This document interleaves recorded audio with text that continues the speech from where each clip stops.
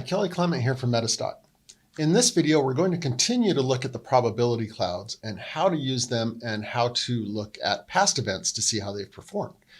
So let's go ahead and continue on with Ford here. So in this example, we're looking at Ford hitting its 52-week high and that probability cloud of it moving forward.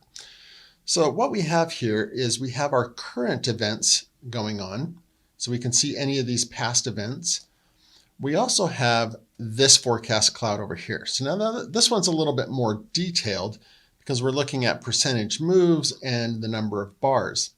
Now, what's the difference between these two clouds? Well, this one becomes static the moment we have the recognizer plotted. So if I click on this one, this is static. It's not going to change as new data comes in. But if you're in a trade, you want to know, well, is the statistical probability changing? So if I come into this one, as new data comes in, this cloud will update and help me know if I have a changing probability. The first one is so you can see what happened on that date. So it's static, it doesn't change. But this one will to help you through your current trade. So that's the difference between these two tabs.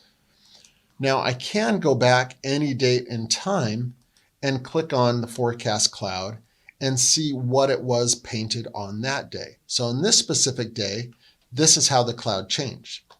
So you can see here it had this probability of it staying flat and then rising up and then pulling back before moving up.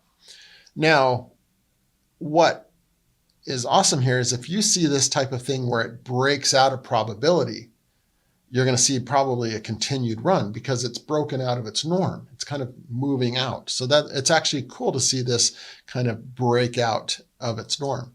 And I can click on any of these and you can see what happened here. Well, it came down and hit the bottom of the probability range and then bounced back into it.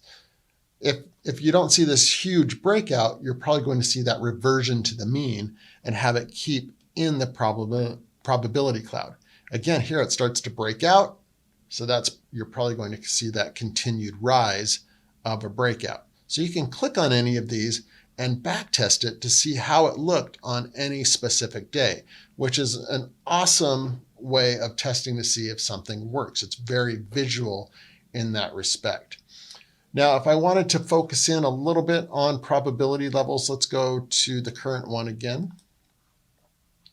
So if I just want to see very high probabilities, I can kind of tune this down a little bit and really just focus in on that highest probability. So this is my highest probability range and make it a little tighter. So you can select that and move it around. So that's a little bit more on the clouds and the way that they work and what they're designed to do.